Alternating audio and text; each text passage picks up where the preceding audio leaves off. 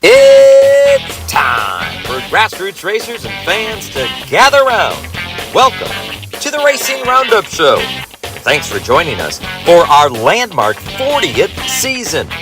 We are your destination for news and interviews within the Wisconsin racing scene, the upper Midwest, and from the world of motorsports. The Racing Roundup Show is America's longest running weekly motorsports show held in front of a live audience. You still have time to join the racing crowd for tonight's show. And now, here is the host of the Racing Roundup Show, Jim Trado. Hey gang, how are you? Glad to see you here on a Tuesday night. It's September 24th, our second to last show, the 40th season of our program already in 2024. Come on down and join the racing crowd. We're live at Polly's Pub and Eatery, 81st and Greenfield. We have a great show planned for you this evening. Thanks to Joe Bongiorno and the Formella Racing team. They brought their Dirt Late model out here tonight, so take a good look, long look at that. It may be tucked away for the winter because they just got done racing for the season, but we have a lot of racing to cover here on the program. We have news and interviews, of course, from the Wisconsin racing scene, the upper Midwest, and more. We're live every Tuesday night on our Facebook page, Facebook Live and Live on Demand, or through our website, live or on demand, I should say, on racingroundupshow.com. On our YouTube channel, hit the like and subscribe buttons and share with your friends, please. Tell them how much you have fun watching the show or being part of the show. I'd like to remind you to set your DVRs for our TV show. Our weekly TV show is airing on two different stations this coming Sunday. So take a note of that. Our TV show, Milwaukee's only motorsports TV program, the Racing Roundup Show, will be on Sunday morning at 9 a.m., airing for 30 minutes on My 24. And then at 11:30 a.m. on Sunday, right as you're about tuning in the Packers game, 11:30 a.m. on Sunday, tune over to CW18 Milwaukee to catch our show. It's going to air twice this weekend, once on My 24 and once on CW18. It's in Sunday morning at 9 on My 24 and Sunday morning at 11:30 a.m. over on CW18 Milwaukee, home of the NASCAR Xfinity Series. Hey, we want to thank some of our amazing sponsors for making this landmark 40th season special, including CK Contractors, Great Lakes Dragway, American Foundation Specialists, the Midwest Truck Series, Oak Creek Automotive, Adams Towing, Schleifer Auto Body, Victory Fuel, Source Services, and Hefner Racing Products. HRP lost the pillar of the family, the patriarch. Glenn Hefner passed away, and they had a great memorial service on Sunday. I'm glad our Greg Lapine got to go and our Sam Trado got to go. And good to see Troy here tonight and his daughters, Alex and Kennedy. Guys, our thoughts continue to be with you guys on the passing of Glenn. What a great guy. I'm glad there was a ton of people there. Thanks for sharing that on social, and we hopefully got some people there and aware of it as well. Our thoughts are with you guys for sure. What a great guy. Lots of history.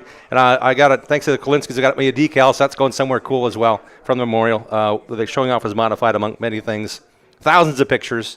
So what a great celebration of a man and a life well lived. But boy, it's hard to get through what he all did, and now we got to continue in his memory. I would like to also thank you, our guests on tonight's show. Late model racer Joe Bongiorno will be on the show, not just bringing his car here. He's going to be on the program here in a little while. Charlie McCormick with Automatic Transmission Design will be with us, plus Steve Sinclair is in the house to preview the huge Wisconsin Open Wheel Championships at the Plymouth Dirt Track this coming Saturday. It's the second race of their big weekend for the bumper-to-bumper IR Outlaw Sprint Series. We also have the pleasure of Dean Strom tonight with us, and Bill Holland was actually at the Jim Watson Classic, the Wildman Classic at Plymouth on Saturday. He'll have a full report on that as well, and Dean will cover us with delivering the Bonafide Security Solutions Short Track Report. So lots to come on the program. Joining us as our first guest, when we come back from our hearing from some of our great sponsors that help celebrate this 40th season of our show, will be Levon Vandergeest. He drives the Kowicki Driver Development Program, finalist number 23, changed it from green and black to yellow, orange and white, and a little bit of black stripe. He is racing full-time with the ASA Midwest Tour. He's a full-time college student at UW Milwaukee as well. We'll talk to him about his efforts this year and going forward and what he's got planned as he's going to become an engineer and work in racing and who knows what. We're going to talk to Levon, who's heavy in the idea of maybe racing for a championship at Oktoberfest. He is not too many points out of the point lead after finishing second on Saturday night at Elko Speedway, race Dean Strom and I got to cover on TrackTV.com coverage. We want to tell you we're live at Polly's Pub and Eatery, 81st and Greenfield. We're hanging out with a bunch of folks. We want you to join us. We got some great giveaways after the show. We'll be right back. Thanks for tuning in to the Racing Roundup Show. Check out our website.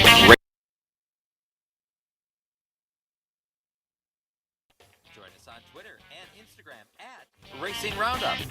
We're coming right back after these messages from our awesome show sponsors. Add value and beauty to your home or commercial property with professional landscaping from Central Services Company, Incorporated. The team at Central Services is their personal choice of over 45 years of satisfied customers in Southeast Wisconsin for landscape design, construction, and grounds maintenance. Call Central Services at 262-548-0005 for all your landscaping and lawn care needs. No job is too large or too small. From lawn fertilization and weed control to award-winning landscape construction and building your backyard patio oasis, Central Services is your full-service landscape company. Call the experts at Central Services at 262-548-0005 for a free, no-obligation consultation at your home or business. Find out why Central Services can provide you with the visual difference in the art of landscaping and lawn care. Call 262-548-0005. Central Services, the visual difference in landscaping.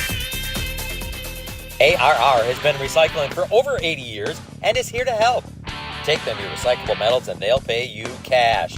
ARR buys aluminum, brass, copper, lead, and steel. And attention contractors, ARR has a bonus program just for you that puts more cash in your pocket. And who doesn't like more cash? Find their full list of accepted materials at ARR1938.com. ARR with locations in West Allis and Waukesha. If you have questions, give them a call. 414-321-4134. ARR Recycling since 1938. Plan now to cruise Alaska with Making Memories Travel next September. Enjoy an unforgettable 7-day Alaskan cruise from Vancouver on the Norwegian Jade. Juneau and Hubbard Glacier are just two of the cities that await you. Hike up snow-capped mountains and witness majestic whales splash in the Pacific. Then come back on board to catch an amazing show, followed by a starlit stroll on the top deck. Breathtaking views, all the amenities, all the memories. Cruise Alaska. Contact Mark at Making Memories Travel today.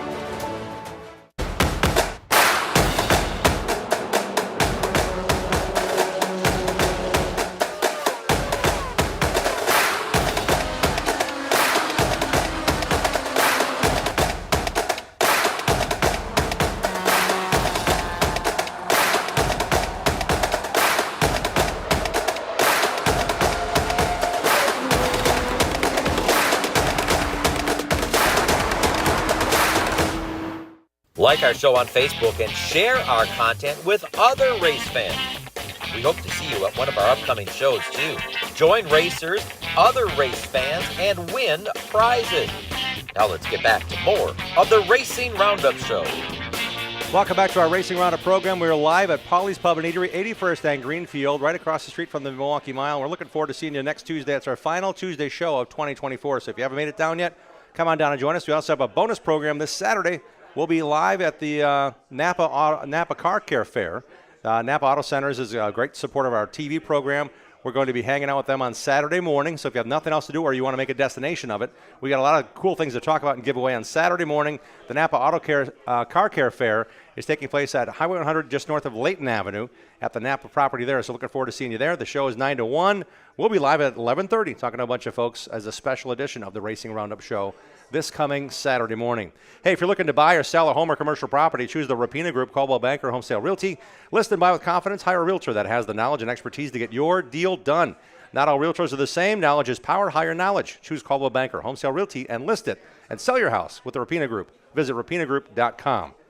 The 2024 race season ends in a big way this Saturday night with the 8th annual Wisconsin Sprint Car Championships at the Plymouth Dirt Track, featuring the bumper-to-bumper IRA Outlaw Sprints. It's championship night for the IRA Outlaws, MSA, Wisconsin Wingless, and Lightning Sprints, too. Tickets will be available at the gate race night. 4 champions will be crowned. The Christine Hartman Realtor and Shuffle Botham Tree Services present the Wisconsin Sprint Car Championships at Plymouth. It's all coming together this Saturday. History will be made. 8th annual Wisconsin Sprint Car Championships in Plymouth. Come feel the thunder. We're glad to be here on a program on a Tuesday evening. A lot's going on. School's back in session, as we all know, but guess what? There's a lot to talk about because our next guest is also racing for a championship while attending college full-time. And here we go, our first little TV segment for this Sunday show on CW18 and My24 in 3, 2, 1.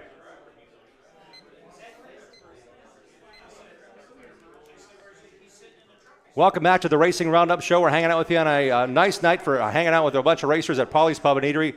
On this program, we've got a lot of things to talk about, and the first guy we're going to talk to, along with Dean Strom, is a driver we've been keeping focus on all season long. Dean and I get to call the ASA Midwest Tour races on the live stream for TrackTV.com. In between us is a guy racing for the championship. So welcome back to the show, Levon Vandergeest. Levon, welcome back. Thank you for having me. It's great to be on again. He is a college student at UW Milwaukee, engineering student. That's kind of what Kowicki did. And wouldn't you know, you're a Kowicki development finalist again this year. What's it been like chasing and recognizing and honoring Alan in so many different ways? It's been so cool. I'm really thankful to the program for giving me a second shot to win to run at the championship again this year. And, it's not just them helping us develop as drivers, but you get to meet so many people that were involved in Alan Kowicki's legacy and throughout his life. And that really makes some great mentors to look up to. I've met some really cool people that have given me a lot of great advice as far as trying to move up the ranks in racing and, making a little bit more of a career out of it. So, it's been an amazing opportunity. For those who may not know, we're in West Dallas now at Polly's Pub and Eatery by the Milwaukee Mile. Alan grew up less than a mile from here in West Dallas. His last known address is Greenfield before he moved down to NASCAR. He also went to Pius High School, which is about 2 miles from here, and he also graduated from UW Milwaukee as an engineering student, the first college graduate to win a NASCAR Cup championship. All that said, there's more to the Kowicki Driver Development Program than just saying, hey, I know about Alan, I want to find out more about Alan. And thank goodness we got some people in here that actually probably worked with the guy. I mean, it's really cool to be around that. But you have taken it to another level with what the involvement is off the racetrack. Tell us some of the things you guys have been doing this year.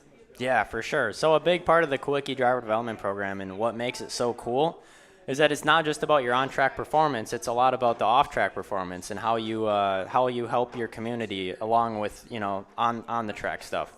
So what we've done this year is we've taken that a lot more seriously, and we've committed to raising money for 23 different organizations. That's your car number, by the way, if you didn't know. Yeah, that was the idea behind that. It was originally 23 organizations in our local area, and we're raising money by putting a sticker on the hood of the race car for every race, and then fans and supporters and sponsors can pay $10 per race to sign the sticker and ride, metaphorically ride along for that race.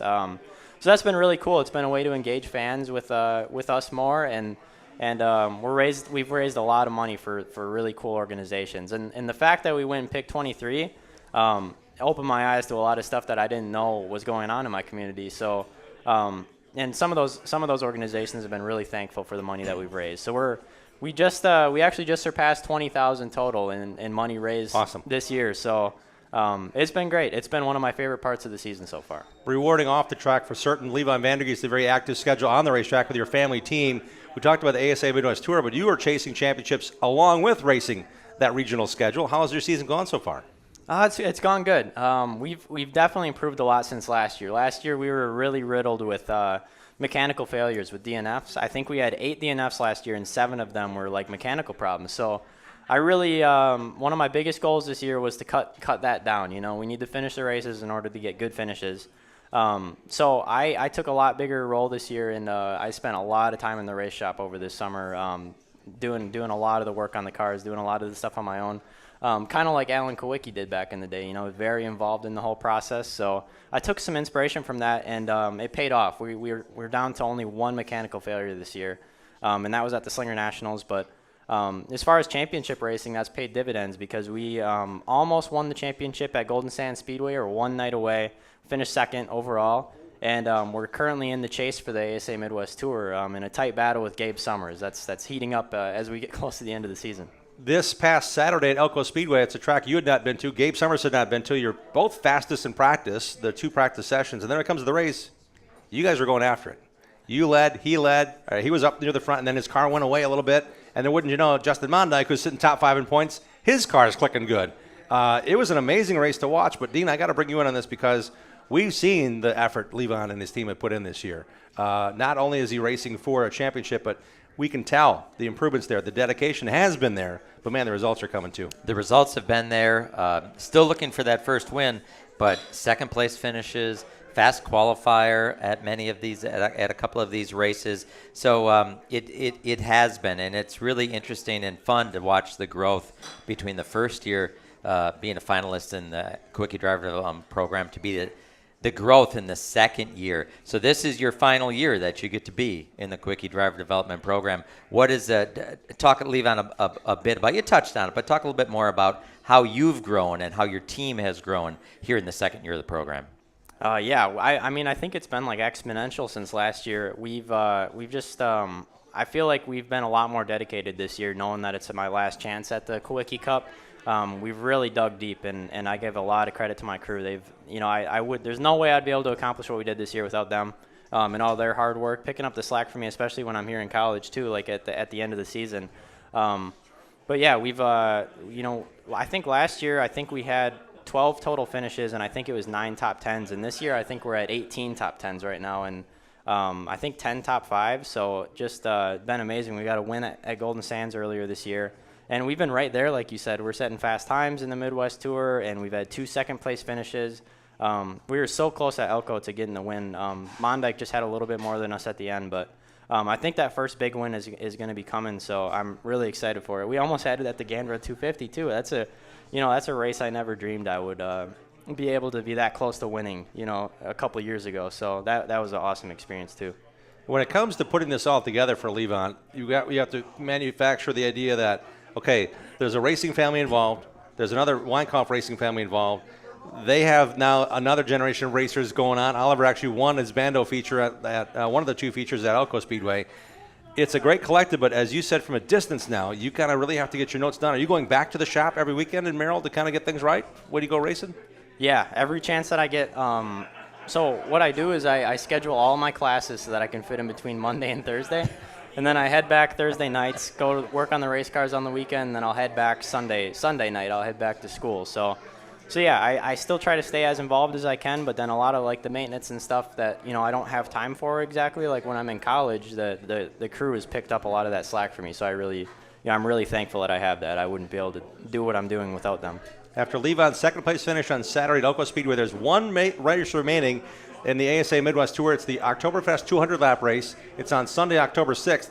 And I believe right now, unofficially, you're second in points by just 14 points, something like that, between yourself and the point leader, Gabe Summers. Yeah, I think it's close to that, and then we cut that down by about half at Elko. So that makes me really optimistic about Oktoberfest. I think I was 32 back going into Elko. So the fact that we cut it down that much, it makes it very possible to be able to have a chance at taking the lead at the final race of the year. I mean, it's not just exciting for the fans, but it's really nerve-wracking for us too. First thing is, it's qualifying and then the heat race and the feature, and it's just a lot riding on it. So I'm really excited for Oktoberfest weekend. I think we have a good car there. So yeah, I'm looking forward to see how it goes. Where can we find you on social? Where can we follow Levon Vandergeest in your progression this year? On Instagram, you can follow me at Levon _VDG, or on Facebook, we have Vandergeest Racing, or my personal page, Levon Vandergeest. And then on Twitter, I believe it's Levon231. And that's the main places that you can find me on social media. Lots going on in the positive direction. How about a big hand for Levon Vandergeest, who's joining us here today on the Racing Roundup Show. Thanks, Levon. Thank you for having me. We'll be right back with more on this edition of the Racing Roundup Show. That was awesome. We're going to keep you up here longer. You know why? Because you're stuck between Dean and I. Awesome. Sorry. And yes. Man, your car was so good on Saturday night.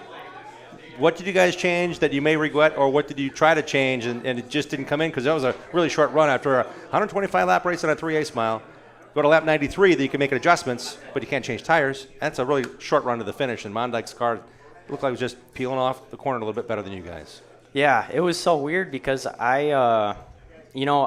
kind of got a little ways into the race, and I knew I had a really fast car right off the start. I was able to follow Gabe through, and we got to the front, and then I kind of got out front, and I started pulling away. I started hearing the car links. My dad spots for me. He started saying 3 cars back, 4 cars back, 5 cars back. So then I was just kind of riding around and trying to save my tires, and then Mondyke started closing the gap on me. So I was like, maybe he's burning his tires, trying to catch me. And then once he got to me, I felt like I was starting to get loose in, trying to stay ahead of him. So I kind of let him by, hoping to save my tires for the break and then have something for that final. I think it was 32 laps at the end. So I had that little bit of loose end. So we decided to try to make some changes to fix that. And the loose end just got worse right at the end. In Mondyke's car, it just came to life. Yeah. So we just came up just a little bit short. And it's a little bit disappointing because we were so close to winning, but at the same time, it's a second place finish, and we closed the gap on Summers. So, it was a great night overall, Talk about the Midwest Tour, though, the competition level. I mean, my goodness, you have Gabe Summers, who's got a full-time crew chief. You have Ty Majeski runs from time to time with a full-time crew chief, and you've got Justin Mondyke, who's been doing this for a long time. Yeah. And then you'll get some guys that just pop in once in a while, and Andrew Morrissey or somebody like that. Jonathan Island popped in, again, another former series champion. He popped in this past week. There is some tough competition, isn't there? Yeah, there always is in the tour. It's that's why we love running it so much. It's not just like a really high level of competition, but everyone's really respectful too. A lot of them are veteran drivers, and they all have a lot of respect for each other. It's and that's what makes it so fun to race, is that you go and you know that you're racing against the best, but you know you're not going to get your car wrecked either, as long as you're respectful to everyone too. So it's a great series to race. We talked about Oktoberfest coming up October 6th. That's the Sunday race. I know last year you guys had a couple of cars. You kind of used one for the Midwest Tour and another one for the other Super Late Model races, the Trickle 99 and the other races on the weekend. With the points deal now, have you guys changed your agenda on what you may be doing to focus on Sunday? We haven't really changed. So we raced that Refner 88 race there earlier this year, and Mid-July, yep. And we raced the green car there, and it was a rocket ship. I mean, I think if it was a longer race, I think I almost had something from Majeski there at the end, you know, and he's really good there. So we're definitely taking that car back there, and I think we're just going to race it throughout the whole weekend. We're pretty much tearing it all apart, and we're going to get it all rebuilt, so everything's perfect going into that weekend. But, yeah, the plan is to run it all the way through, and we'll have the orange car there as a backup. But if we get through the whole weekend clean, I think Chris Weinkoff will be running the orange car in the 200. So I'm excited for that too, to see if we can put two really fast cars together. Dale Earnhardt one year at Atlanta had the number 31 Mom and Pop's Chevy with Neil Bonnet behind the wheel, and that car was his spare parts. Just saying, there's ways to go about this with another team car in the mix if you need it. Before we let you go, we have to ask you about school.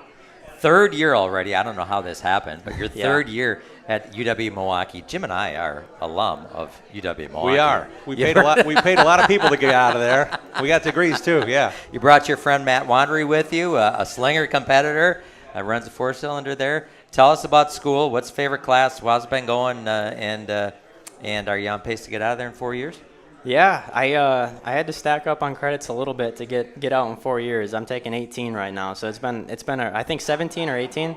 So it's been a tough this has been a tough semester so far, but I am one of my electives for art. I'm taking one of my art electives. I'm taking an acting class, so that's been a nice break. Well, from all the there you go. All stuff. right. It's been easy credits. So, but yeah, I'm trying to have fun with that, and then I got all the other stuff, like I'm taking really math heavy stuff. So yeah, it's been tough. It gets tough like at the end of the race season, balance and everything. Yeah. But then once we get more into winter, I'm able to fully focus on it, and then yeah, I think I'll be good. So when you have the team you have and the people that are around you, there's a lot of people that are part of this. Who is all part of what you get to do racing this car at this high level?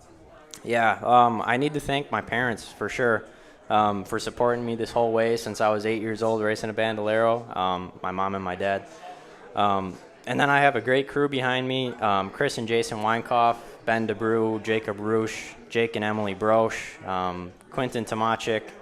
I hope I'm not forgetting anybody, but there's a lot of guys that rally behind me to help get the cars done when I'm busy with college and stuff like that, so I need to thank them.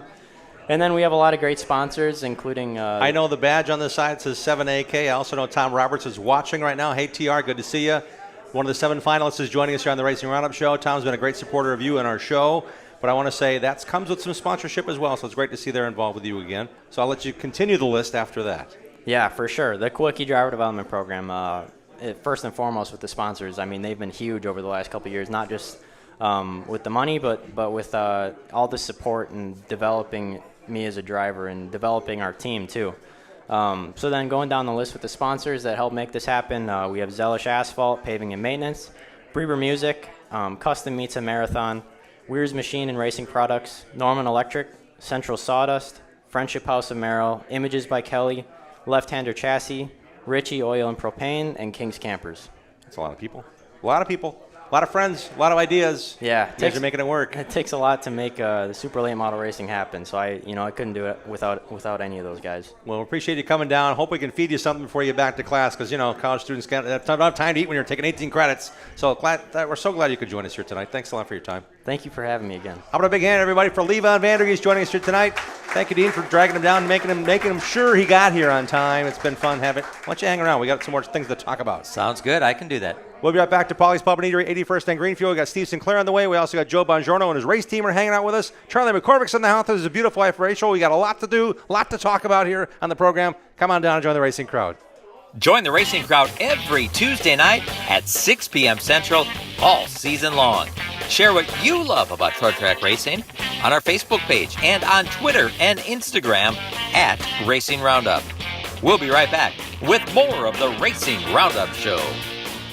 Get your whole family involved in affordable, competitive kart racing at Millwright Raceway in Dousman, Wisconsin, home of the Badger Kart Club. Walk the pit area, talk to racers, and check out the action from the grandstands. There's a play area for the kids and great food at the concession stand.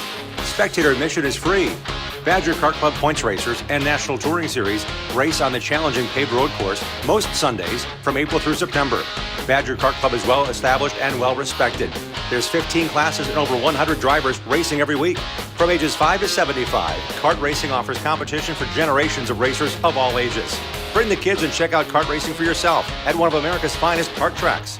This is where Alan Kowicki, Danica Patrick, Sam Mayer, and Josh Palicki got their start. Millwright Raceway is just south of I-94 in Dousman, 35 miles west of Milwaukee, and 45 miles east of Madison. For all the latest information, directions, and race schedule, visit BadgerKartClub.com. Adams Towing offers expert heavy-duty towing services for the entire state of Wisconsin from their Plover headquarters. Since 1961, 3 generations of heavy-duty towing specialists and racing supporters have provided towing, flatbed, and reload service, plus winching and upright, long boom service, truck starting, and cleanup. Adams Towing proudly sponsors Ryan Farrell's Super Late Model team. Put Adams Towing and their experienced team and their fleet of heavy-duty tow trucks and rollbacks to work for you. Call Adams Towing today at 715-344-3836.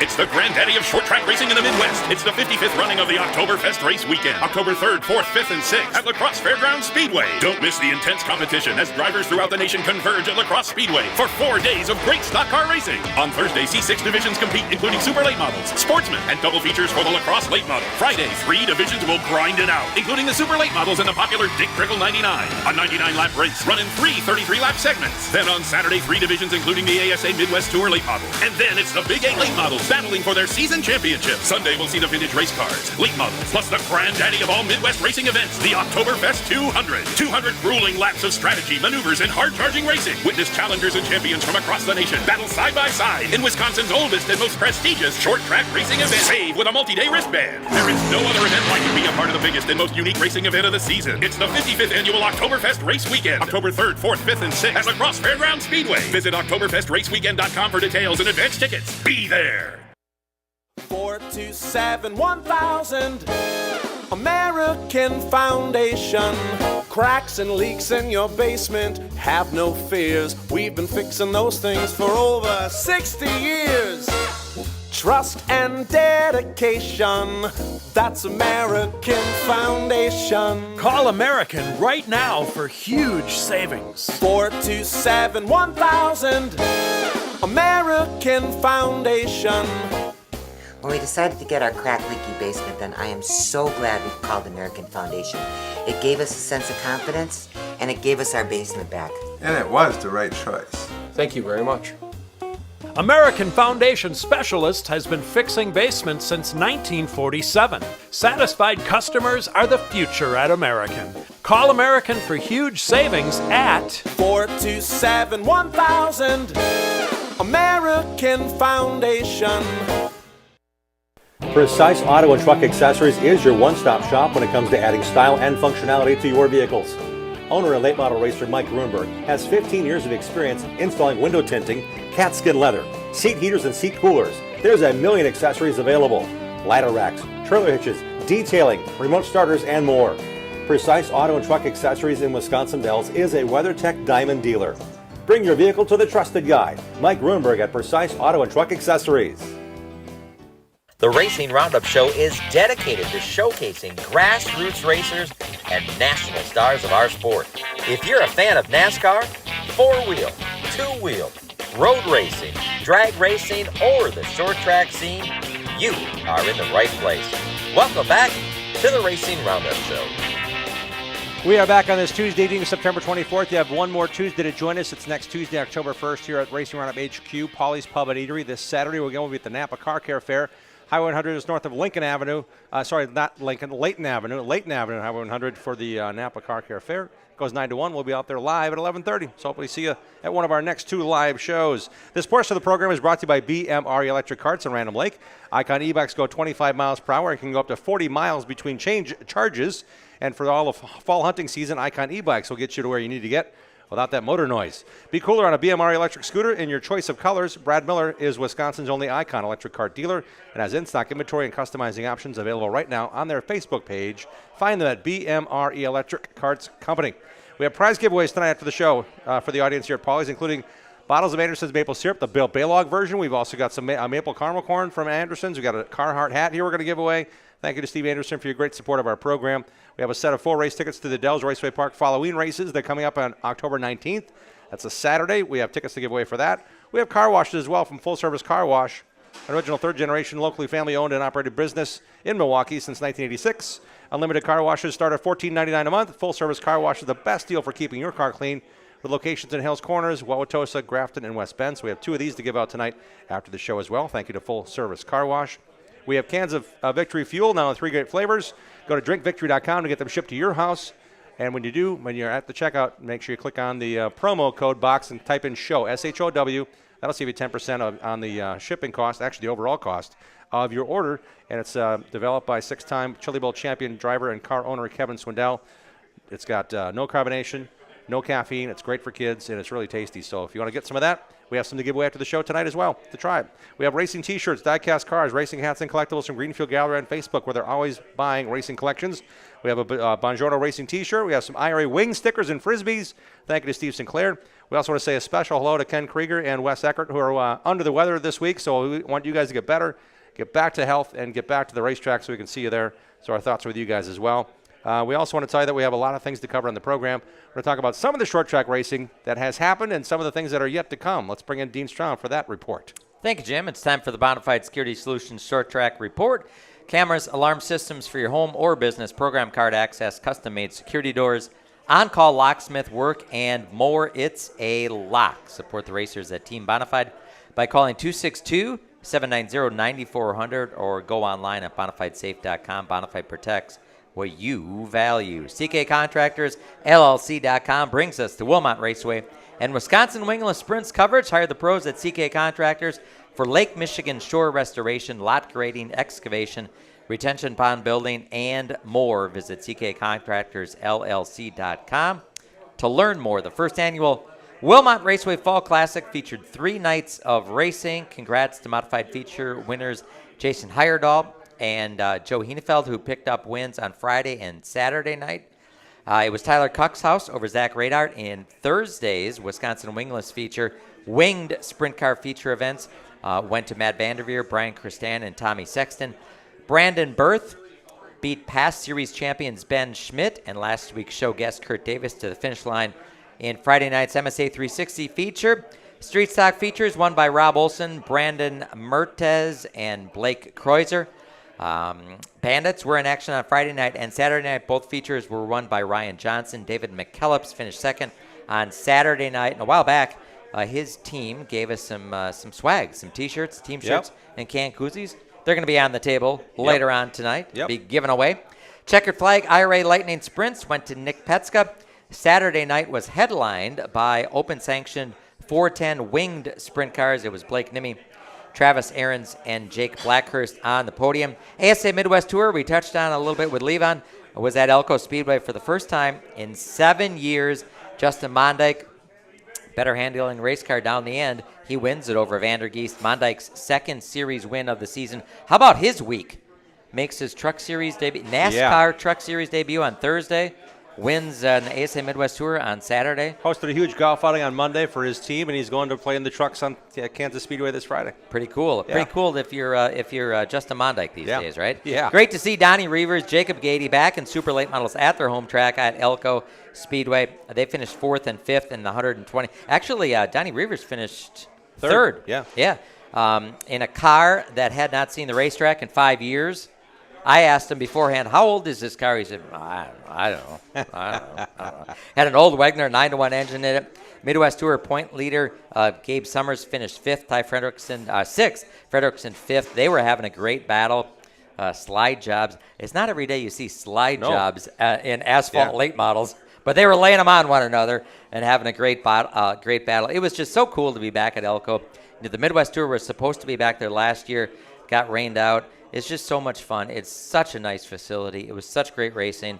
Your thoughts, Jim? It was fun to call the show together. So I was there for the ARCA race a month and a half ago, and they put some sticky stuff on the outside groove. That made sense, and they had a 3-wide finish. I mean, it came down to that. It was really close competition. I expected nothing less. There were 5 divisions in addition to Midwest Tour. They all ran double features. I thought, oh boy, if somebody has an oil down, it's going to change everything. It didn't. The track stayed 2 grooves, no sticky stuff, no grip. I call it grip spray. None of that stuff was on the racetrack, and it was really racy. And I mean, just by the demonstration at the car fights, they like to say, between Ty Fredrickson and Gabe Summers racing for 4th, I think, at the time, or 3rd, they were throwing haymakers at each other, and they were, a little contact, but, man, they were just trying to figure out how to get by the other guy, and it was fun to watch. And when it came down to it, lap traffic did their job. They stayed on the bottom for the most part, and the leaders really had to pick their moments because that was a tight field. The lap cars were not that far off. It was a really cool format. We haven't seen this format in the Midwest Tour this year. They ran 93 laps through the caution, had a 10-minute break, stopped the drivers and the cars in the infield. Crews could do whatever they wanted except change, put on fresh tires. You got to go down there and talk to them. It was a really refreshing format. I loved it. Yeah, they couldn't change the tires, but they could bring stuff to the infield they wanted to change. We talked to Levi about the changes he made. Justin Mondyke was talking to his crew chief of the day, Toby Noodleman, and I said, "What'd you change?" With the mic in his nose, he said, "I can't tell you that. We're not going to tell you what we did.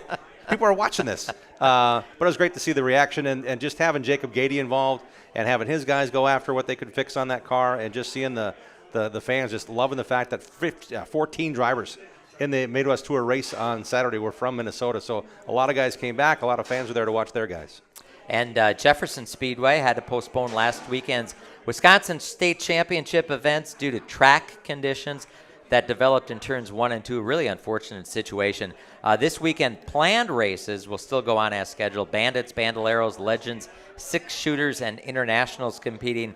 The V8-powered stock car portion at Jefferson, including the Midwest Truck Series, has been rescheduled for October 10, 11, and 12. Bill Holland is in the house, and he will have coverage of the Wabam Dirt Kings Jimmy Wildman Watson Classic at the Plymouth Dirt Track this past Saturday night. Congrats to Oklahoma native, recent Racing Roundup show guest, Dazen Pursley, for winning the USAC National Midget and Sprint Car portions at Eldora Speedway's 4 Crown Nationals Friday and Saturday night, respectively. Mitchell Moles won the Silver Crown race. Rico Abreu topped the High Limit Sprint Car race. Corey Day finished 12th, and he, too, had a pretty cool week. Got to race at Bristol. ARCA debut, NASCAR Truck Series debut. He had a big week, so it was fun to be Corey Day for a week as well. Yeah, he chased off there. And now Connor Zilich also ran Thursday ARCA and truck. Sat on the pole, lost the East race, but I want to tell you that he was also off to Indianapolis to race with the LMP2 cars. So there's a lot of people getting there early on Thursday and going racing big time. Speaking of Indianapolis, 59 USAC National Midget cars entered the 3-night BC 39 at Indianapolis Motor Speedway. They also, they are entered. Yep. And they also added a Sprint Car Invitational Thursday night. You can catch it all at Flow Racing on that live stream. Or you can watch it on demand after because you're going to be busy at Plymouth on Saturday. Yes, absolutely. Yeah. Yesterday started, sad note, the demolition of the track surface at the now closed Rockford Speedway. And since our last show, a for sale sign has been placed out in front of Beaver Dam Raceway. Race fans, Jim talks about it every race, every week here on the Racing Roundup Show. You need to get out and support your local short tracks. Last race on the ASA Midwest Tour will be Oktoberfest 200, Sunday, October 6th at the La Crosse Fairgrounds Speedway. 4 days. We will have a 4-day ticket pass to give away after next week's show. Thank you, Chuck Deary, for that. We'll also have tickets to give away this week and next week after the show to attend the following 150, a Live for 5 finale for the Super Late Models on Saturday, October 19th at Dells Raceway Park. Afternoon races start at 2. Also is going to include the 602 Outlaw Late Models and the Midwest Dash Series. I've only got a couple of gigs left on my fun job. We're going to be at Oktoberfest for the live stream on Track TV all 4 days. And then I have Homestead Miami Speedway, working PA, for the Cup I'll weekend be there with you at the end of October. What else you got cooking, Jim? Well, I've got a couple of ASA Stars National Tour races coming up. The Winchester 400 is October 13th weekend, and I also get to go play with the All-American 400 November 1, 2, and 3 to decide the ASA Stars National Tour Championship. And this week, I just got a chance to get renewed, and for sure, to head back to Las Vegas in November 14, 15, 16 to the Open Wheel Showdown that Davey Hamilton's putting on. It's $50,000 to win for a winged pavement sprint car race at the Las Vegas Bull Ring. They also paid $15,000 to win the midget portion. And I think I got the paperwork right. I'm going to be working pit road for the $50,000 to win Snowball Derby Championship first weekend in December at Pensacola's Five Flags Speedway. Nice. Nice. Yeah. So you're staying busy. I am. Yeah. Good. Then after the PRI show, and then we'll see what happens after that. And those are some cool races. Still digging, baby. Congratulations. Yeah, man, it's going to be fun. It'll be a lot of fun. Dean, stay right where you are if you don't mind. All you know right. why? We got a lot of questions for our next guest. Not only does he have to have the pleasure of running the bumper-to-bumper IRA Outlaw Sprint Series, we also talk about the Wisconsin Wingless, the IRA Lightning Sprints, and the full-time job with K&K Insurances, all racing all the time with our guest sitting in the middle of us this time around. How about a big hand and a welcome for Steve Sinclair to the Racing Roundup Show. Steve, thanks for coming back on. Glad to be here. Appreciate it. Last time we had you on, we were previewing the season. It's amazing that we're previewing the championship race now for 4 divisions of racing at Plymouth Dirt Track this Saturday night. I think this is the seventh or eighth annual time we've done this, where we take all the IRA divisions, the 410s, the wingless, and the lightning sprints, and bring MSA in there. And MSA and Plymouth have separate points, so it's actually 5 champions. That's right. 5 championships, 4 races, 5 championships, all on the same night. So I just got to get it done. Pits open at 1:30, and the pits will be full. And these guys and gals are all anxious to get there. Plymouth has had some great racing this year. We just had the Watson race there. We just had some really good races throughout the entire summer. What's it going to go into the preparation between now and Saturday morning when you're like, okay, track's ready for hot laps, baby, let's go? The biggest focus is just getting it done on time. There's a curfew there. Okay. And, with open wheel cars, things happen. You hang a couple on the fence, it changes your whole game plan, So getting it done that's my main focus, and we have to be prepared. Like I helped with the Wildman the other night, and with the weather, we changed the order of events. And I have to be prepared to do that if we have a problem on Saturday. What do the fans come to see most? And, lightning sprints, there's 3 guys within 15 points. So there's a lot on the line for a lot of people. And for the 410s, we'll get a lot of travelers come in for that too. Yep. So it's not, they can kind of change, your game plan a little bit in regards to the points and all that. So when it comes to the racing, we're talking about championship racing. So we're talking about guys that are saying, okay, I like the fact you're here, but dude, I'm running for points, man. Yes. How do you impart that on people that just roll in? I don't. Okay. I've heard it in other drivers' meetings in my time doing this. Respect them, but you can't. You're not gonna, these guys that are coming in they're coming to win. They're not laying down for anybody. So not that they finish second, but the reminder every now and then, like, hey, by the way, these are the 4 guys. I think they know. All right. I think they know. Okay. Every once in a while, Steve, I get to go to a racetrack and be a fan. Sit in the stands. When I'm a fan, I sit in the stands. I grab a bratwurst, I grab a beer, and I just sit back and I watch and am entertained. And the 410 sprint cars at Plymouth, for my money, I think it is a perfect-sized track. I think it puts on just a whale of a show. They start slicing and dicing, multiple grooves, coming up on lap traffic. I mean, it's just, I think it's, for your buck, I think it's the best bang for the buck. It's good. And it's put, look at my hair. It's put years on my life. It's a lot of pressure. There's a lot of pressure on those nights. And, I was talking with Troy Hefner a little while ago. The way guys, they race differently. These kids come out of micros now, and a lot of these things are the same power. Yep. See, back in the day, you'd have a guy run the bottom, run the top. No. Now it's the slide jobs are just. They're running both lanes in every corner. Oh my God! And they're sometimes changing the lead multiple times a lap, and it's stressful on this old guy. Let me tell you, but it's very entertaining. And our race at 141, which is I think the biggest crowd they've had all year. It was on September 14th. Look that up if you can. Go back to Flow, it's on the IRA Facebook page. That was unbelievable. Standing room only, by the way. Standing room only, which was neat. We've rained out our last 2 races there, so it was like the perfect storm. Yep. It was tied in with a high dollar modified race as well. So you had 2 different crowd bases, which I think is important. Yeah. And that one was a grabber as well. Isn't that fun when you get a standing room only crowd and you have a dynamic event. Yes, that was good. We were the flow race of the week after that one, there you so go. that was good. They send you like a cardboard sash or anything? A little stick you can stick in the ground saying, we were the ones. It was pretty special. Yeah. When it comes to that, that brings up another point about you guys you don't really have a home. You're traveling. You're working with other tracks all the time, other series all the time. Yes. And then with the costs of things, and to get paid what we feel we need to get paid, that's what we have to do. I don't think they could afford. No place around here could afford to run us weekly, and I think the guys like going to different places. To be totally honest with you, I mean, we ventured out a little farther than our norm this year. We went to Indiana for 4 races, which had huge car counts, just massive. 55 on one night, and that went well, But we only probably brought 15 to 20 IRA members down there, and the rest of it is whoever shows up. We do a deal in North Dakota. This was our 3rd year doing that up there. It's a 3-night swing. And there's a group of cars, just like IRA, that's River City Speedway's their home track. And we come in, and it's kind of a fair fight. Other than they got the home track advantage. But, budget-wise and talent-wise, we're pretty equal. That's a neat deal, too. So to run the IRA thing, it takes a lot to do the whole schedule. And I'm pretty blessed I've got the support. And we've got guys from different areas. Like, Wisconsin's our base.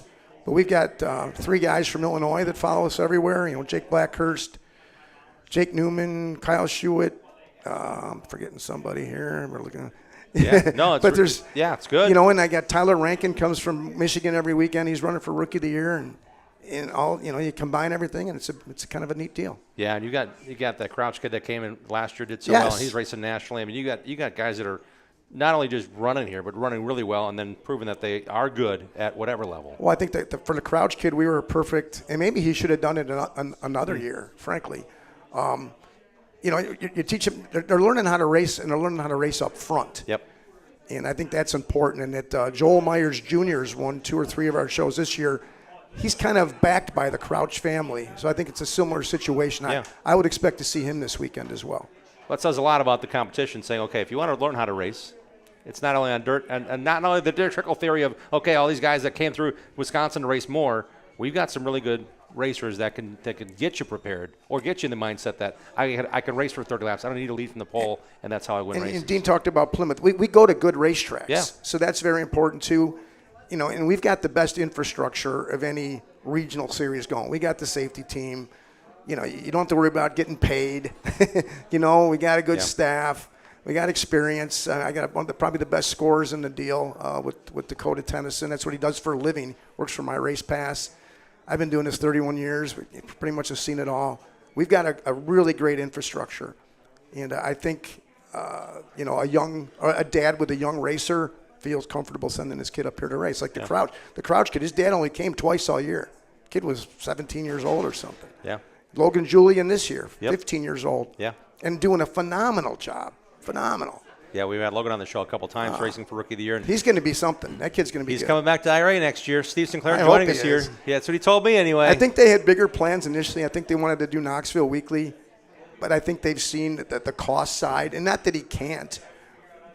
It just costs so much to run a place like that weekly. Yep. And to make those and once you commit to it, the weather forecast could be awful, but you're committed to points going there. It's no different than points with us, but yeah.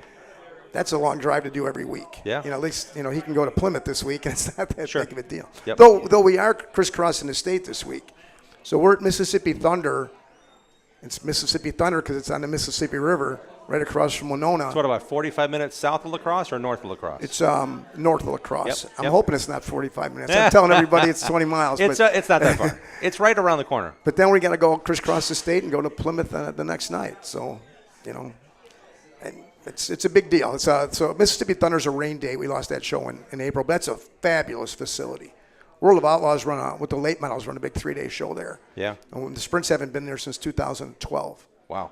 So, we're looking forward to it. It's a really nice place. As we wind this down, Steve, I do want to commend you for the fact that you were on a panel during the Knoxville Nationals weekend of sprint car promoters, sprint car organizers. What is going on? What is shaping up to be how we need to do this? We got 2 national series. We've got a lot of tracks interested. You've gotten growth because the All-Stars have not been what they were. There's growth and opportunity for some series. You partnered with several series in this year. What's the current state of sprint car racing right now, Steve? For the racer, it's a 10, because there's more money out there than there's ever been. For the racetrack, it's tough. Everything costs. All the purses went up when high limits came. They raised the bar financially. Now the Outlaws had to raise their deal up $11,000 to the promoter. So was the promoter going to just eat that, or is he going to push it on at the ticket price? A little of both. Yeah. Knoxville raised their purse to keep their racers with them. We raised our purse.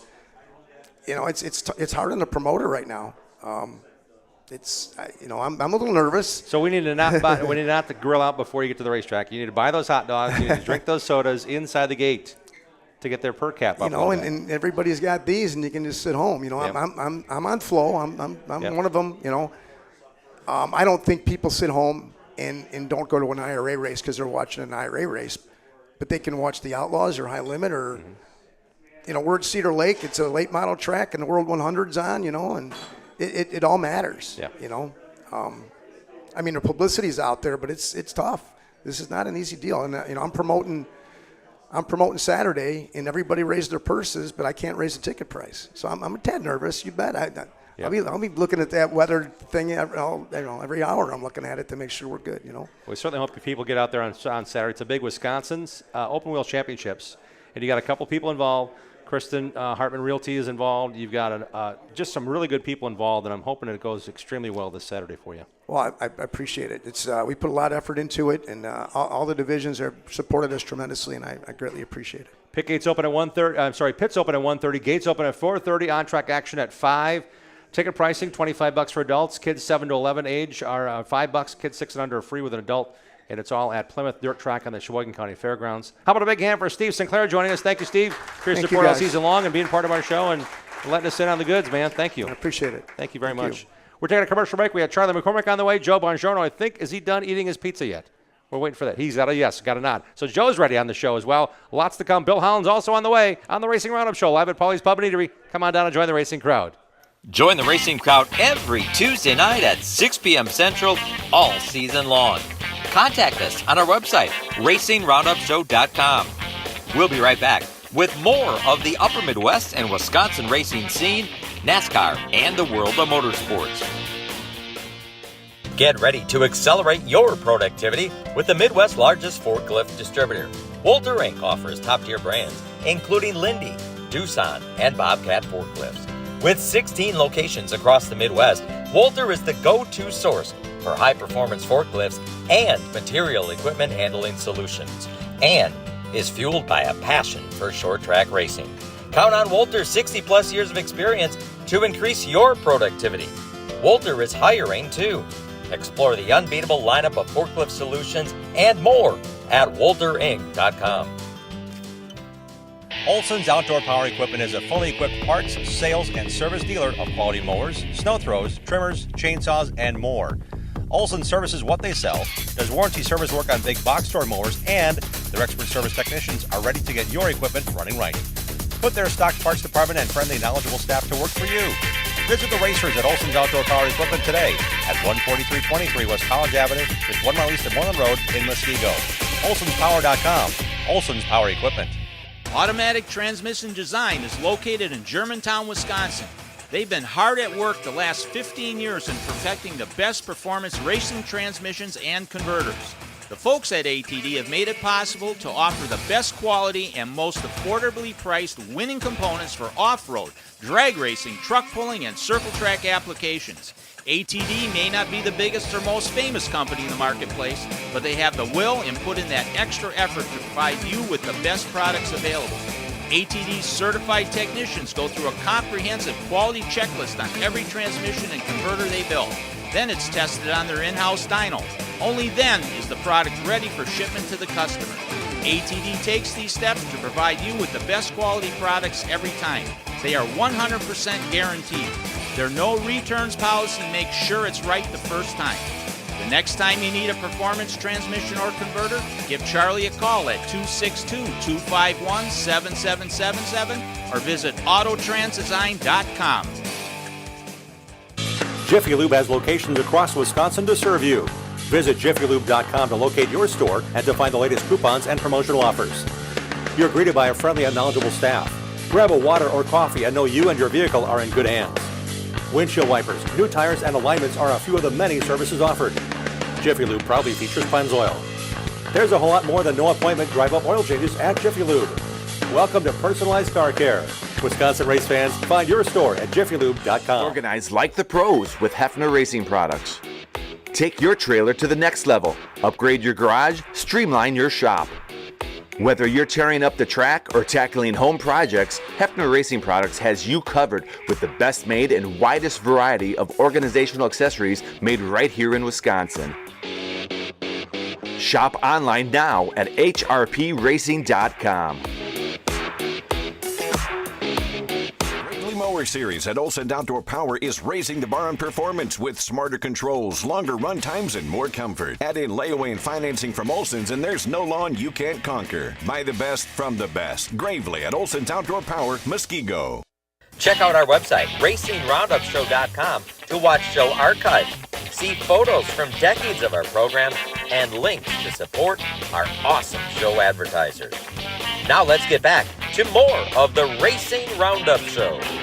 Welcome back to the program. I'm Jim Trado. We have one more Tuesday show left. It's next Tuesday, October 1st. Come on down to Polly's. A lot of great giveaways after the program. We have some really cool things to give away tonight after the show as well. And join us this Saturday at the Napa Auto Car Care Fair on Highway 100 just north of Layton Avenue. Come on down and see the Napa friends there. It goes from 9 to 1. They got oil changes. They have other cool things going on. They want to tell you more about the cool things at Napa and what they all can offer. We'll be there Saturday morning at 11:30 with our show live. But you can stop by anytime between 9 a.m. and 1 p.m. to check out the Napa Car Care Fair, Highway 100 just north of Layton Avenue.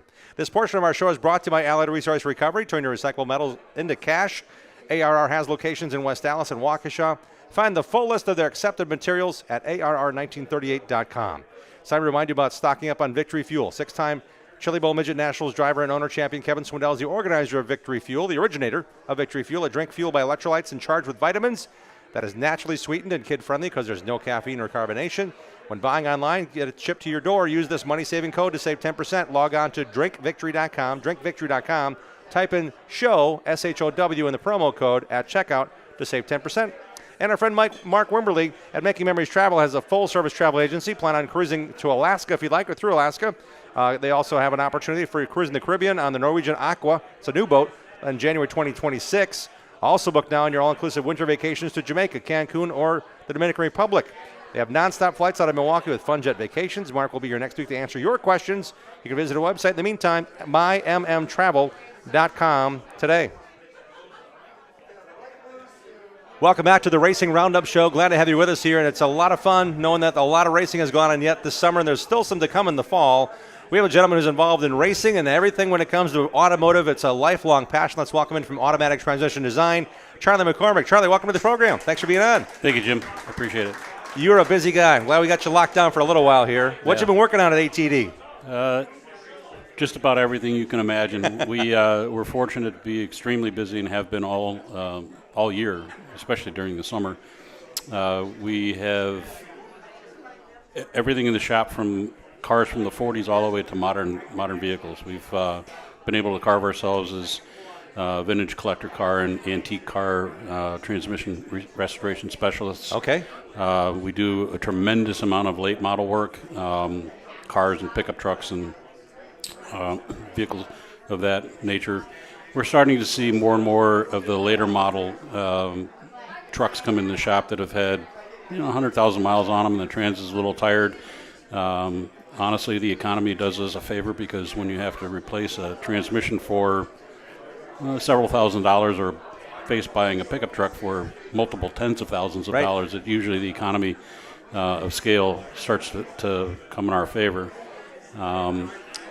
We have 13 guys that bust their tail pretty much every single day, and the brunt of the workforce is dedicated to making the regular repair shop run and work. We guys that take the transmissions in and out of the vehicles, and then the rebuilders that do this stuff. I used to be pretty active on the bench, but because the management of the company has become significantly more complex, getting me on the bench is usually something where I have to be isolated from whatever is going on day to day to be able to concentrate on what's going on. So we're talking headphones, loud music. We're just talking about leave Charlie alone for an hour. Maybe it takes longer than that. I don't know. What's the operation there? It's Charlie's on the bench, or he's got the welding helmet on, so there are no phone calls. Ah, okay. I run most of the machine shop work. I do all of the converter development, all of the converter building, all of the converter repair work. There's hand machine work outside of the CNC work that we do that I take care of. All of our racing valve body products are manufactured by my son on our in-house CNC machine. He and I collaborate on the designs. I basically draw it up on a napkin and tell him to do this, and he puts it together, and working with his SolidWorks program to develop the products that we sell. We have, I think at last count, we have 11 different Turbo 400 valve bodies. We've replaced the Power Glide market with our billet aluminum Power Glide valve bodies. We're working on a Turbo 350 design that we have built. We just have to finish the little details to make it accurate and active. We released that product actually at the PRI show last year. Yeah. We're currently working with a couple of other vendors and manufacturers to develop a product that will revolutionize some of the stuff that's going on in off-road for sure. Yeah. We haven't even touched on the racing stuff that really is amazing to know nationally. You've got a reputation. And you mentioned the PRI show. It's a trade show for everybody in the industry. One weekend a year in December in Indianapolis, and you're launching products and people are going, wow, how can I do that? Or what you guys do is known nationally. And it's really cool to know that you're right here in Germantown. Yeah, and we've taken a great amount of pride in being able to develop the products that we showcase at the PRI show for a myriad of different products. Well, a lot of people think that we're pigeonholed into one or two different sectors, but we touch every form of motorsports. We touch every type of vehicle that's out there. I've got rock crawler guys, off-road trucks, drag race cars, circle track cars, desert trucks, guys that run Ultra 4, which is another, it's like a bad marriage between a desert car and a rock crawler. And then they got the UTV market there. The UTV market, that's for somebody else. Those guys can. So there is something you guys don't work on. I get it. That's the first time ever. That's the UTV market is very. It's a niche place. There's a lot of them out there. There's guys that have done their homework and created their own products. More power to them. That's what they want to do. They don't dive in my pool. I don't dive in theirs. But the Ultra 4 stuff, man, that's taken off. There's a lot of people trying to twist things into little pieces to go faster up a hill or down a hill or between rocks and buildings and stuff. So Ultra 4 came to Crandon this year along with the rest of the off-road series, and they had 400 car entries, including all of the off-road trucks. Yeah. And I can guarantee you there weren't more than 150 trucks. Wow. At Crandon. So there were a substantial amount of Ultra 4s that were there, and they've got a wide range of classes and competitive levels. And some of these things are extreme vehicles, very, very extremely powerful. We're talking, some of these guys are close to 1,000 horsepower. And an Ultra 4 is a unique piece because it's like a buggy on steroids. So the engines tend to be in the front with the drivetrain all the way in the back. So there's a lot of work to go on. Some guys make them mid-engine so that they have all of the stuff compacted in there, and those are the guys that are my biggest headache because it makes my job substantially harder when we have to condense everything into a smaller area to get it all fit, to get coolers to work and converters to work correctly, and being able to get these guys to be able to be competitive. And when you're at a short course or a closed course like Crandon, it's relatively easy to do because they're running around a 1.5 mile circuit. They've got some obstacles that they have to work on. But Ultra 4 really shines out in the desert areas, and these guys will run through a rocky terrain, and then they'll go zipping across the desert at about 120 miles an hour. And on the same run. Exactly. Yeah. And so that's where the challenge comes in trying to build a product that does not turn into vapor when they're flying across the desert sand. Charlie, where can we find more about ATD? We are on the web at automatictransmissiondesign.com or autotransdesign.com. We're on Facebook at Automatic Transmission Design. I don't know the Twitter link. I think it's Autotrans Design. Instagram, we post all the time. Michael is extremely active in bringing up current stuff on both Facebook and Instagram. We like to showcase products on Instagram because of the visual effect with the photos and everything. So it's some of the stuff you have to be kind of a techno geek to really get it. Yeah. But what we're trying to do is make people in the performance business aware of the products that we're able to bring to light and how we can make what they're trying to do substantially easier and better. There's a lot going on in your world, Charlie, and you got a beautiful family. It's great to see that you guys can all spend time together. Your son works with you. Your wife's here with you tonight. It's kind of cool that you get the chances you have with all that's going on to do it right. I'm very, very fortunate and blessed, and I know that there's days that I get up and I'm just like, don't want to do this anymore. And then I get there and something happens that changes my point of view, and we go on. I get to spend time with my family. We like to go on vacation together. We're actually a family that does do things together, and it's a true blessing. It really is. I feel very, very fortunate. It's great to have you here. Autotrans Design is where you want to find the experts. Charlie among them. They can get it done, whether it be your daily driver or you're changing out a trailer to a bigger one, whatever it is, that drivetrain on your vehicle or your race truck or your Ultra 4. They got to figure it out. They've got championship pedigree to prove it when it comes to off-road, drag racing, you name it, circle track. Charlie, thanks again for all your time and support on our show, and keep it up, man. Thank you. I appreciate it very much. I want a big hand for Charlie McCormick, everybody, joining us on the Racing Roundup Show. Thank you, Charlie. Thanks. Autotransdesign.com. We'll be right back with more on this edition of the Racing Roundup Show. All right, that's good for TV. Let's talk about what you've been doing this week in the shop. What huge problems have become easy for you, but no one else could figure out, Charlie? Well, this week is kind of got off to a little bit of a rocky start. So the company founder, Hipster, has a pretty wide collection of cars, and he's got an absolutely pristine 67 Impala convertible car. It's a big block car, 4-speed. What color? It's red, black interior, black top. It's got to be. Yeah. This is a car that goes back to his early days when he was a young man, when he was first married. He found it, bought it, pretty much a sight unseen type of deal. And he was out. He says he was driving it. He was beating on it. Okay. And he hurt the trans, so it fell into my lap. It's like, figure out how to fix this thing. So fortunately, I have a good relationship with a guy that runs a Muncie-only store in Germantown. Oh, wow. He had the product, the parts that I needed on that. So that's the last couple of days what I've been dealing with. But outside of that realm, the general focus of what we're trying to do now is I've got a lot of guys that we worked with in the off-road community that are transitioning their setups to a more aggressive platform.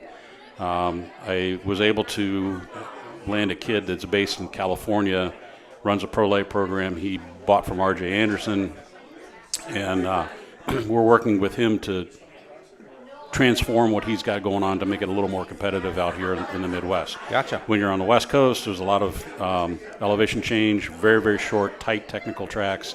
Out here, it's flat to the floor, and if you can't go 100 miles an hour, you're not going to get there. So his stuff is in shop, and we're working on that. I just got a product that came in today from Justin Davis, who's the 6100 driver from Green Army out on the West Coast. He is in a huge points battle with one of the Herbst boys for 6100. He had a miserable Baja 400. He was third physically and first on time.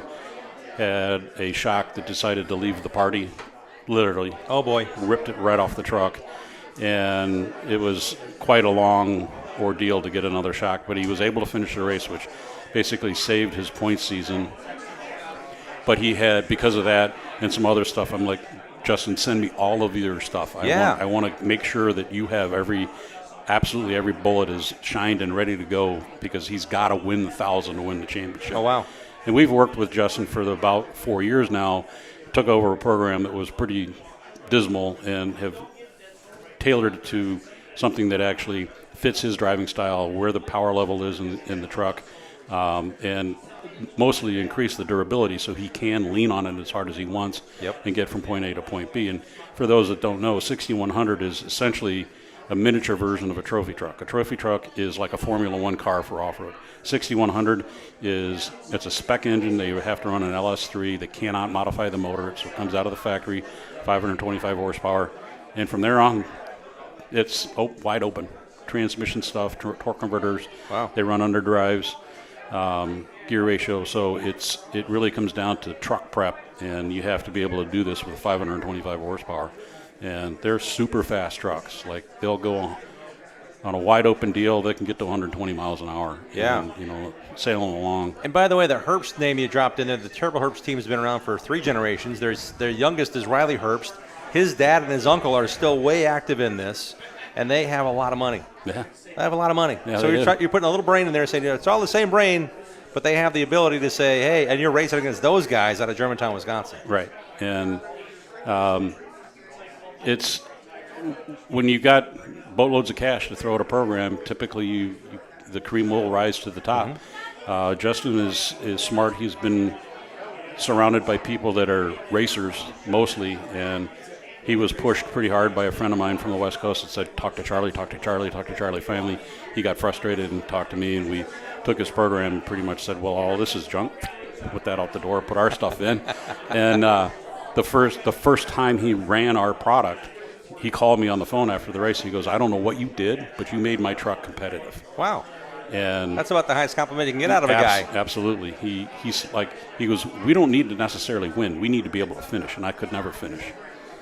And that's the whole focus of everything we do at ATD is to try to get people into a better position, whether it's through our competitive products in the racing environment, or even just having somebody that comes in, like I tell people all the time, nobody ever comes in to my counter and wants to see me. They have to see you. They have to see me. Yeah, I gotcha. They have to have what I have. Yeah.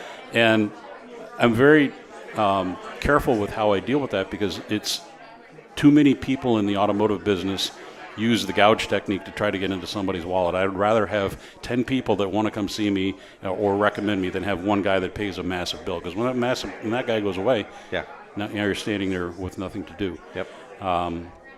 We had a hugely successful year in off-road short course this year. There was quite a battle in Pro 2, which is a limited, it's a 410 rule V8 program. Have to run two-wheel drive, have to run Turbo 400s. We now have a crowned champion, another guy, crowned champion from Dawsonville, Georgia. Really? Yes. Wow. You getting a door off of that truck? Hanging on the wall at ATD? We're working on that part. Good. Got a few of them hanging there. Mickey Thomas won the Pro 2 championship. And he and I have become pretty good friends over the last couple of years, and we talked about Chase Elliott, and he's like, it's hard not to recognize the guy that's most famous from flies past my house all the time on the way home. I told him, I said, hey man, I want to make sure that you get as much accolades as he does. And Mickey's a very low key guy, extremely smart, very very competitive driver. One of those dudes that you talk to, and you're like, is it sinking in? And it is. It's sinking in, but he never shows his cards. Ever. Okay. Very, very stoic. So we had a good season. He was in a pretty tight points battle for most of the season with one of my closer friends and a guy that I've done a tremendous amount of work for 15 years, Ryan Beat, who moved from California to North Carolina. And the cards just fell the way they did, and sometimes it happens that way in racing. Yeah, right. I try not to play favorites. I pursued Mickey pretty hard for a couple of years and lost him due to some politics behind the scenes. He came back. So that being said, but one thing I wanted to mention about Ryan is that he's put together programs where he's actually built trucks and had guys come in from outside of his particular group of guys. And he managed to put together a program with ProSpec. ProSpec is a small, so it's like a Colorado-sized pickup truck. Yeah. They run an LS-based 4.3 V6. It's sealed from General Motors. They have to run a stick transmission, which I get to build. And he pretty much dreamed this up with the help of Chevrolet, and they sold it to the racing series, and it's grown and become incredibly popular. Very competitive class because the rules are very, very strict, and it really comes down to it's a driver's class. You can basically play with tires, you can play with shocks. Yeah. That's it. Yeah. So he put together this program, and he had, for the first year, he ran it. The next year, he brought in Gray Ledbetter, who's now associated with Travis Pastrana. She ran pretty hard all season and ended up winning a championship. And then she came back and tried to back it up last year and missed by a little bit. But this year, he brought in a guy that was fairly controversial at start and turned out to be one of the sweethearts of the whole deal. He's 12. He's Dale Earnhardt's grandson. And this kid can wheel. Yeah. He is unbelievable. Unbelievable. Kelly was at the track a couple of times, and I pretty much left him alone because I'm sure she's got plenty of attention. But he'd had a problem in Bark River, broke a transmission, and was able to limp the thing home in fourth or something, whatever. I fixed the trans and put it back together, and in passing on Sunday at Crandon, she was putting away T-shirts and sweatshirts and everything, and I just said I wanted to introduce myself and tell her that, I've always been a big fan of the Earnhardts and everything, and how much her dad meant to everybody in racing. Yeah. And she goes, well, who are you? And I said, well, I'm the guy that fixed Wyatt's transmission. She goes, oh, my God, thank you. And Wyatt Elledge, right? Yeah. Or Wyatt Miller. Wyatt Miller, yeah. Wyatt Miller. Yeah, that's Kelly Earnhardt Miller's son. He is that guy. Yeah. He's about only this big. Yeah. But he is unbelievable. And the controversy was because the rules actually state that you have to be 15. And whatever Champ decided to do, I'm not privy to, and I don't really care. Yep. But the thing was that they brought in a guy who had immediate eyeball. Ryan tracks all of the social media stuff, and he told me that the first weekend that he was out there, they had over 600,000 hits of people in NASCAR that were watching this because Wyatt was in the truck, including Richard Childress. Yep. And it's of course, it's a big deal. Dale Earnhardt Jr. Yeah. And then he started to perform. He wasn't just this kid that came in with a a sponsored truck and went out there, but he started to perform, and he got the respect of the guys that he was racing.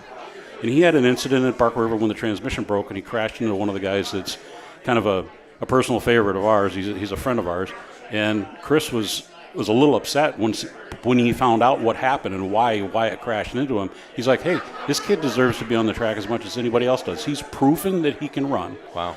And I was like, wow, that's really big, because most guys, when you have an incident on track that leaves both of you pretty wounded, it leads to adversity, and that's the kind of eyeball that off-road needs. We need to really have a stability. Champ has worked pretty hard. They're expanding the program. They're going to South Dakota next year at the end of the season. They're going to start at Lucas Oil Stadium in Wheatland, Missouri. Yeah.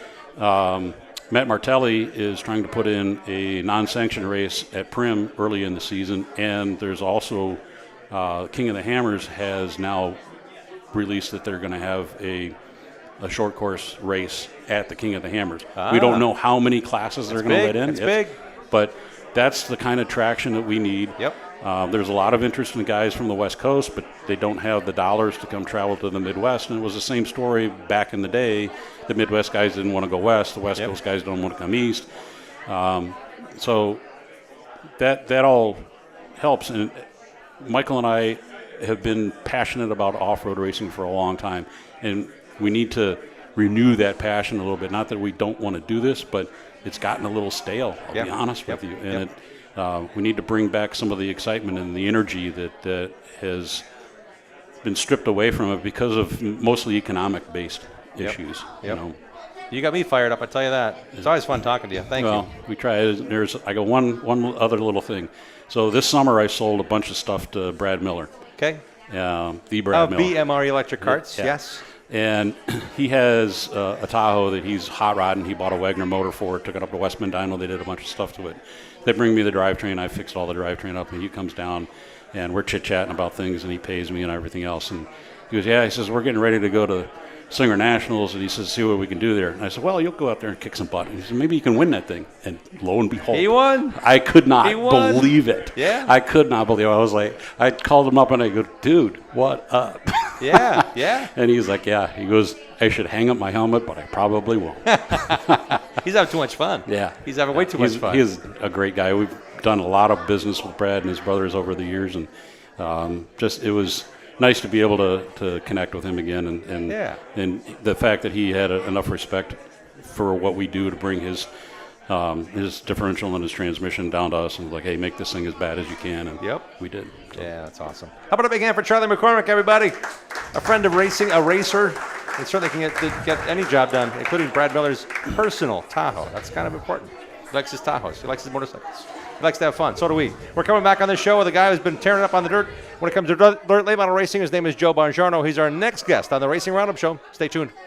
Thanks for tuning in to the Racing Roundup Show. Check out our website, racingroundupshow.com, and like our show on Facebook. Join us on Twitter and Instagram at Racing Roundup. We're coming right back after these messages from our awesome show sponsors. Danny Lynch's at the corner of Highway 100 and Lincoln is a great place to watch NASCAR races, Packer games, Brewer games, and to meet up with your friends. Joey and Jim Lynch pride themselves on their friendly hospitality and welcome Racing Roundup listeners to stop in to watch all the races on their 14 TVs and flat screens. Danny Lynch's at the corner of Highway 100 and Lincoln has been a longtime supporter of racers, including National Road Racing Motorcycle Champion Dan Volansky. Relax around the big neighborhood bar with 2 pool tables and dartboards surrounded by TVs. Whether you're meeting up before the game, want to watch the races with race fans, or just want to grab a cold one, head to Danny Lynch's at the corner of Highway 100 Lincoln and West Dallas. For your next purge or project, go with the pros. Source Services. Champion driver and Wisconsin Short Track Hall of Famer Dan Source founded Source Services in 1988 with 1 truck, 1 employee, and a tireless work ethic. Through the dedicated work of Dan and his employees, Source Services LLC is Southeastern Wisconsin's leading waste container rental company. Dropped and picked up by professionals, you can rent a dumpster for up to 60 days. Source Services sorts and recycles to reduce the amount of waste going into landfills. Go with the pros at sourceservices.com. 427-1000 American Foundation. When your foundation is in need of repair, you need 3 things: an honest opinion, quality work, and fair prices. Call American. Trust and dedication.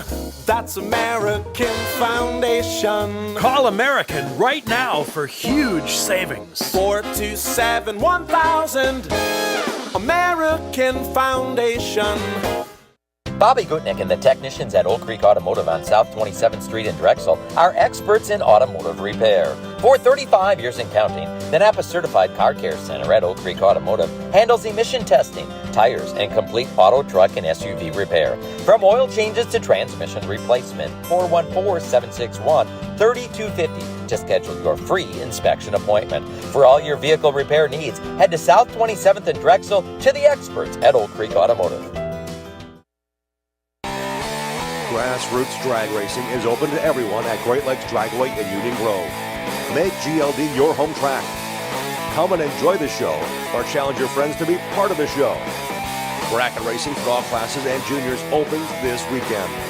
Pro classes, street classes, and even bikes and sled classes. Check our website for the most updated calendar and upcoming big shows. GreatLakesDragaway.com.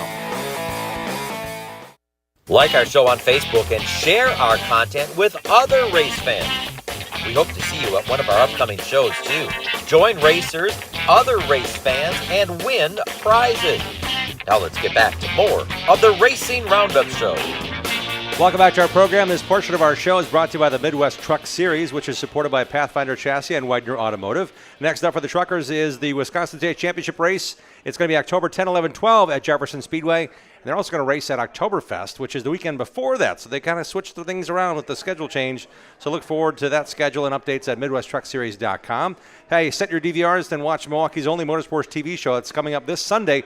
2 airings on Sunday, 2 different stations. Jot this down. Sunday morning, 9 a.m. We're on My 24 in Milwaukee. And then at 11:30 a.m., right before the Packers game, we're going to be on CW18 for our half-hour show. That takes part of our program each Tuesday and hopefully shows a bunch of people about how cool racing is, and we get more people to the racetrack to support great racers like our next guest. Anderson Maple Syrup is sponsoring our Racing Short Track Spotlight each and every show this year. It's time to shine the spotlight on another racer here sitting next to us who brought his race car here to Paulie's to celebrate with us on a great season that just concluded this past weekend. Anderson's is a proud sponsor and supporter of World of Outlaws racer Bill Baylog and modified pilot Jason Gross. Try Anderson's in your coffee or tea or in vanilla ice cream. Take it with you with pure fuel, maple energy on the go. Buy Anderson's Maple Syrup at your favorite grocer. Anderson's over 95 years of syrup perfection. AndersonsMapleSyrup.com is the website address to get it shipped to you, including some of that maple popcorn we're going to give away after the show tonight. I think it's only available online, so that's another thing to keep in mind. We now are finally going to introduce you to the driver that I've been talking about all night. We see him each and every year. We see that the growth is there. We see that the Formella Racing team is there, and he's now wrapped up a season with the Wobam Dirt Kings Tour, among many other exploits. Let's welcome in Joe Bongiorno. Joe, welcome to the show. Thanks for having me, Joe. Welcome back. Great to be back. We had you on when you were go-karting. We had you on your kick and tail and Legends cars. We had you on when you ran a dirt modified. Now we get a chance to talk about another season in a dirt lay battle. How did things go for you? Yeah, it's been another fun year. We've been running at Plymouth with the Super 6 Series and another year with the Dirt Kings Tour. And they just played on Saturday night. How things go for you in the Jim Wildman Watson race? Yeah, we had our first ever topless race in the Dirt Kings Tour. What was that like? That was a lot of fun. I know the fans really enjoyed it. It was different pulling onto the track and having the whole interior of the car being lit up because of the lights, so that was a little different. But I would think, because since karting, you've had a roof on you, right? Exactly, yeah. So that was a nice change of pace, so we all enjoyed that. But yeah, we had a good night. Timed in okay and had a decent run in the feature. We were mixing it up mid-pack, and yeah, it was a lot of fun. When it comes to that race, how much do you look forward to going to a track you know so well when it comes to the Dirt Kings and all the traveling you do with them as well? Yeah, we do a lot of traveling with the Dirt Kings Tour, which is fun because we get to travel to a lot of different tracks we've never been before. We went to one track, I know, in Decorah, Iowa this year. They hadn't had late models there in like 20 years.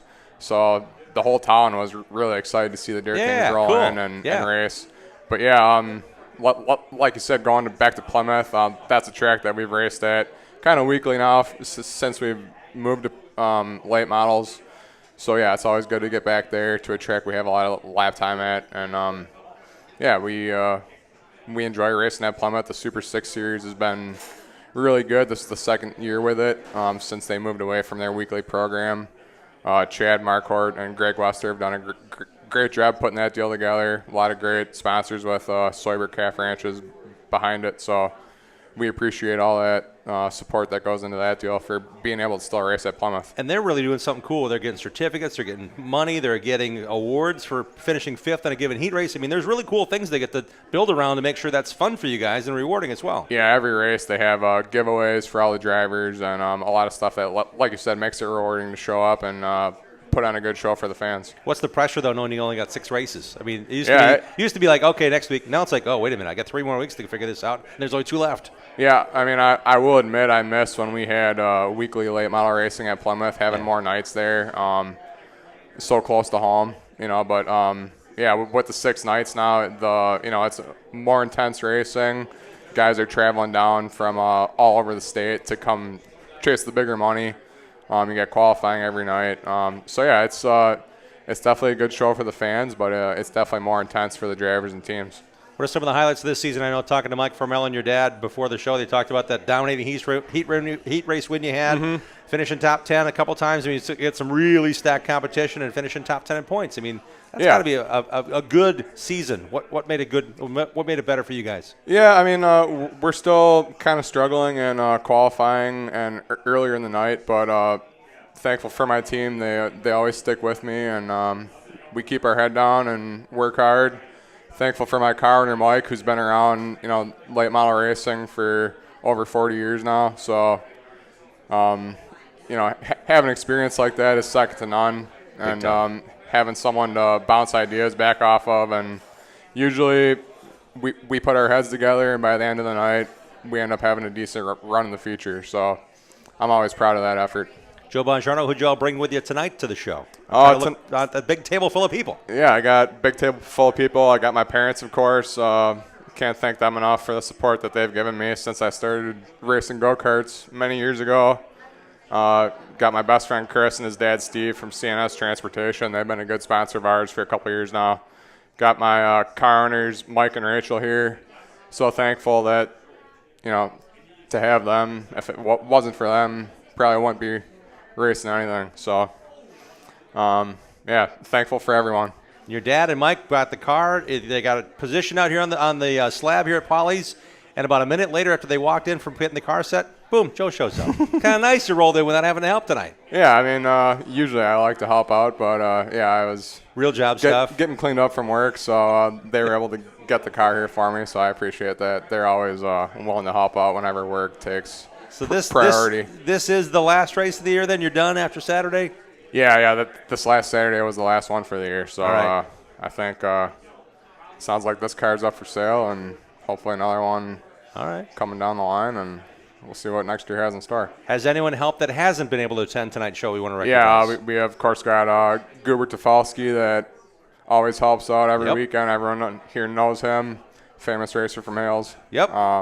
We also got my cousin, Joe Vitale, up in Fond du Lac that usually comes to most Plymouth races. So good. Always appreciate his support, too. Good.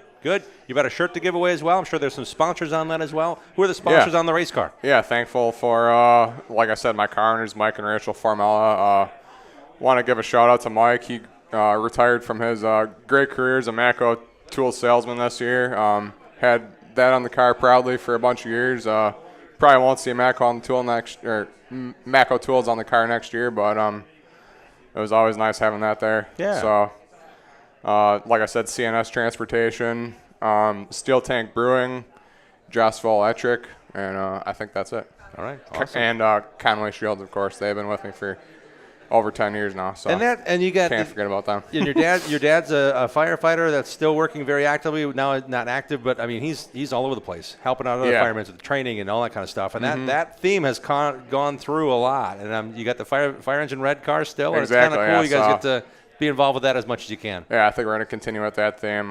We got Paul's brand Chief's Choice cleaner that we're also supporting. So glad to see that's doing good. Yeah, that's really cool. You guys get to do that. Proud to have Paul on board. Where can we find you on socials? Because you have all this off season to tell us all the cool things you're doing, putting a new car together and getting this one ready to sell. Yeah, we got our Facebook page, Joe Bongiorno Racing, and Formella Enterprises. So you can follow us on there. Sounds like a plan. I want a big hand for Joe Bongiorno and his entire team for joining us here tonight. Thanks, Joe. Thanks for coming down, man. Yeah, thanks for having us. Really appreciate it. Make sure you sign up Bob Trado's Sign Writer Backdrop. Of course. It's a 40-year tradition. These guys have been doing it a long time. Mike's been doing it for over 41 years now, I guess. It'll be a 41st season, 42nd, something like that, for Mike Formella. So great to see them continuing their support with Joe Bongiorno as their driver.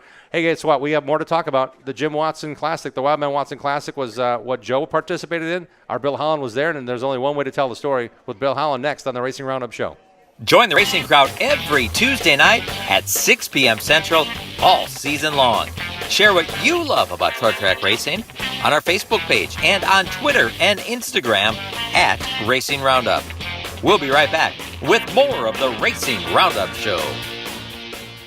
Greenfield Gallery wants to buy your racing collection. Do you have die-cast cars from IndyCar, Sprint Car, or short tracks? Greenfield Gallery wants them. If you have old racing programs, racing photos, and negatives, Greenfield Gallery wants those too. Contact Ralph Hibbert Jr. at Greenfield Gallery, who wants to buy your racing collection. Ralph also has an ever-changing eBay store full of racing collectibles. Search Greenfield Gallery. Email Ralph right now to get connected. His email address is ralph@greenfieldgallery.net. For your next purge or project, go with the pros. Source Services. Champion driver and Wisconsin Short Track Hall of Famer Dan Source founded Source Services in 1988 with one truck, one employee, and a tireless work ethic. Through the dedicated work of Dan and his employees, Source Services LLC is southeastern Wisconsin's leading waste container rental company. Dropped and picked up by professionals, you can rent a dumpster for up to 60 days. Source Services sorts and recycles to reduce the amount of waste going into landfills. Go with the pros at sourceservices.com. Eliminate the hassles of planning a trip to the races. Hook up with Boring Bob's escorted NASCAR racing tours. Boring Bob offers transportation, lodging, race tickets, nightlife, shuttle service, and more. Boring Bob knows all the back roads into and out of the racetrack to get you in and out fast. Pick one or pick them all. Go in style to Daytona, Bristol, Phoenix, Las Vegas, and more. He has decades of experience and industry contacts galore. You name the race, let Boring Bob do the rest. Call Boring Bob today to make plans now to go on one of Boring Bob's famous escorted NASCAR racing tours. Boring Bob's always at 414-321-1307. That's 414-321-1307. Walter Inc. is hiring. Walter is on a mission to move, store, and power the world more efficiently. Walter is a rapidly growing forklift distributor and is currently seeking skilled technicians to repair forklifts, industrial batteries, generators, and beyond. Apply today at walterinc.com/careers. Walter is looking for mechanically inclined individuals to join the racers that work there. Become part of a team that is connected like family and committed to making an impact.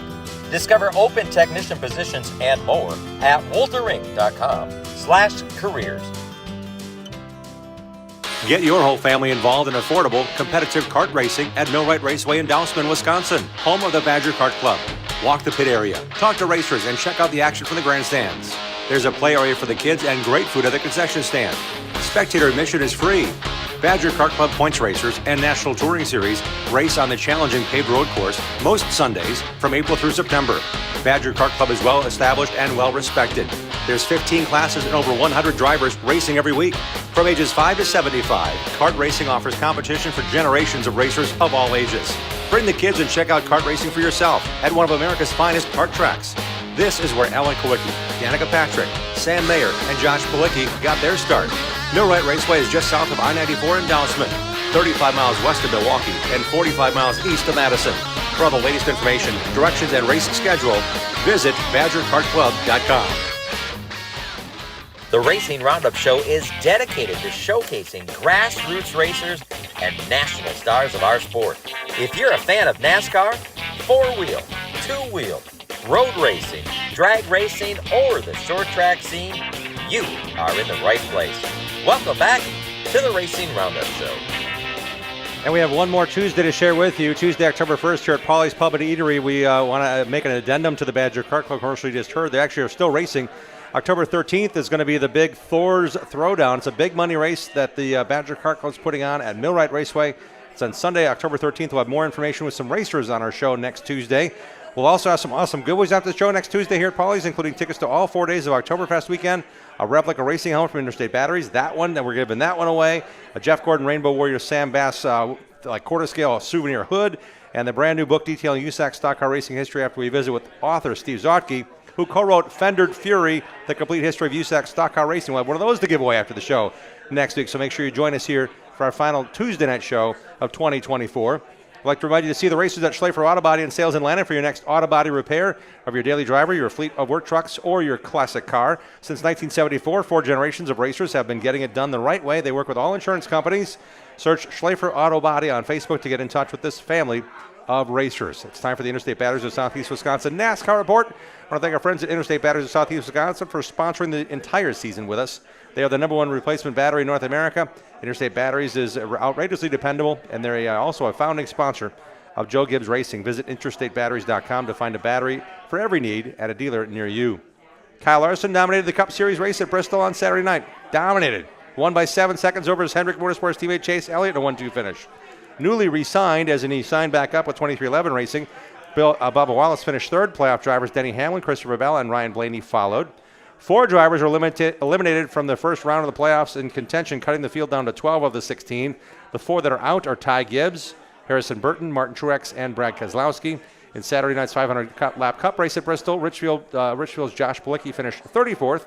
Justin Haley for Rick Ware Racing finished 22nd. It was his last race in that ride, as it was announced at Bristol that he's swapping rides for Spire Motorsports, getting a head start on next year for Haley, racing the number 7 for Spire Motorsports, so he's swapping rides with Corey LaJoie. LaJoie did not have a good night, finished 36th on Saturday night. Friday night's NASCAR Xfinity Series race was the first race aired live on CW Network. Cole Custer led the last 81 laps of the Food City 300 and with the race win. He won the season championship by 3 points. That gives him a 15-point bonus heading into the playoffs. Justin Allgaier had a horrible night. He had the point lead, and he ran out of there with a 10-lap down car in 30th position. It was not a good night for Little Gator. Franklin Saint-Mayer finished 9th, Josh Palicki 20th, and Mario Goslin's number 92, and Franklin Andrews Parker Retzlaff was out early due to an accident in the Xfinity Series race. Dale Earnhardt Jr. finished 7th. He said, that's my last Xfinity Series race until at least 2026, unless the sponsor steps up and needs me to drive something for my junior motorsports team. Milwaukee NASCAR Truck Series race winner Lane Riggs won again Thursday night at Bristol. It's the first race since Milwaukee for the series. It was his 4th straight top 5 finish, and he took the lead for good on lap 121 of 200. Corey Heim was 2nd, Christian Eckes 5th, Nick Sanchez 6th. They all had enough points to move on, 8th, enough points to move on to the next round of the playoffs. Seymour, Wisconsin native Ty Majeski had a race from the back after unapproved adjustment before the race. He ended up finishing 9th. He's 63 points above the cut line. He should be okay, as Kansas this weekend is the first cutoff race for the Truck Series playoffs, from 10 down to 8 drivers going forward. Congrats to Justin Mondyke of Gleason, Wisconsin. The champion super late model racer made his first NASCAR Truck Series start at Bristol on Thursday. Finished up 28th after starting 35th.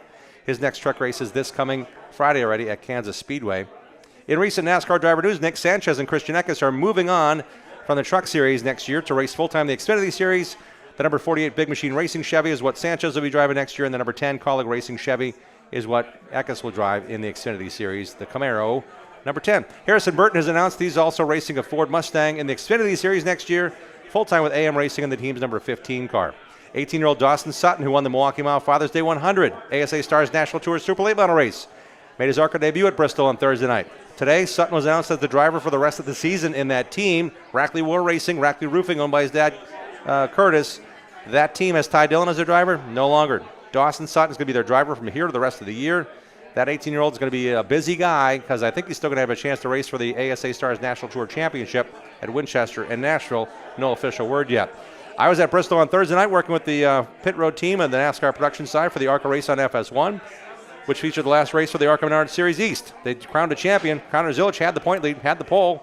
Unfortunately, he did more than just sideswipe a spinning car of Logan Misaraka and knocked himself out of the race and out of the championship. William Sawalich went on to win that race and the championship for the 2nd straight year in the ARCA Menard Series East. And Richie Waters was there with his son Spencer, helping out Jake Finch. He's a Green Bay native. Finch ended up driving to 8th place in the race, 1 spot behind sprint car phenom Corey Day in a fully backed Hendrick Motorsports effort. I'll be back working with the ARCA race series this Friday night at Kansas Speedway before I head to the Napa appearance on Saturday with you guys at the Napa Car Care Fair on Saturday morning in Hell's Corners. In a few weeks' time, Road America is hosting the SCCA National Championship Runouts, the 60th running, October 3rd, 4th, 5th, and 6th. It features North America's top amateur SCCA road racers competing on their biggest race weekend. I worked 7 of those, including the 50th running at Road America, for television and streaming, and it's a spectacle, man. It's awesome. We did 24 races in 3 days. It's the best of the best from around the country. They come together for the June sprints, and they come back now to Road America, the rightful place to crown a champion in each class in the SCCA top amateur ranks across the country. You have to qualify through your region, and they get a chance to race for the Runouts title. That's coming up again October 3, 4, 5, and 6. Also, Road America recently was announced as the Trans Am Series return June 26 through 29 next year. I know the schedule's coming out soon for RoadAmerica.com fans. That'll be the weekend after the return of the IndyCar Series, June 22nd to Road America next year. Today, the IndyCar Series took a page from NASCAR and is implementing officially the charter system for owners for 10 teams and a maximum of 3 teams each, with 25 drivers getting locked into every race next season. That does not include the Indy 500. AJ Foyt's got 2 cars. Penske only has 3, that kind of thing. 3 or 2 teams or 1. That's all you get. They're going to be chartered and given some of that funding to go forward each and every race to add equity to their programs. We have a lot of racing we've covered on this program. One more big race to cover. We welcome out Bill Howland, who went deep in the archives to find some cool stuff about Jim Wildman Watson, didn't you, Bill? Well, I interviewed Jim Watson a long time ago. In fact, I had to do some checking to find out exactly when that interview took place. When did you find out it was? 24 years ago, in the summer of 2000. And it was worth it because it's not a long piece, but I think it captures Jim Watson, the racer that I got to know a little bit pretty well. Raced on the dirt a bunch, raced really good equipment, jumped in Gary Borda's super late model, won the Kowicki race at Slinger in a super late model on pavement, decided to take his talents down south after doing some chassis work around here, and he ended up racing and winning posthumously the 2017 NASCAR Cup Series Championship as a crew member on Martin Truex and Furniture Row Racing's farewell to NASCAR by winning the championship in 2017. We lost Jim on Kansas weekend in October of that year, and the race has been now the Jim Wildman Watson Classic since. And I know Brad Miller cornered you at the Utica Bar when we were there a couple weeks ago and said, "You're coming, aren't you?" He didn't have to twist my arm very hard. Let's now begin with Jim Wildman Watson. On this piece, Bill Howland with a special In the Groove segment now on the Racing Roundup Show. Hi, I'm Bill Holland in the Groove at the Plymouth Dirt Track, where the Dirt Kings Tour Wildman Watson Classic honors one of the most colorful and popular racers of his era. Jimmy Wildman Watson lived up to his name, and this race means a lot to the drivers who knew him. The old track announcer where we used to race at our home track at Hales Corner Speedway called me Wildman Watson back in '83. I used to throw souvenirs in the stands for free without the fans leaving their seats, so I've kind of lived up to that nickname. Well, I'm usually known for standing on the gas. If I can't win a race, sometimes I'll crash trying. I've been racing for 17 years. I've had nights where I'm a hero, and I've had nights where I'm a zero. I used to have a t-shirt of Jimmy's from back in like 1991 or 92, and it said on the bottom, "We're the show wherever we go." And he wasn't kidding. He was a show wherever he went.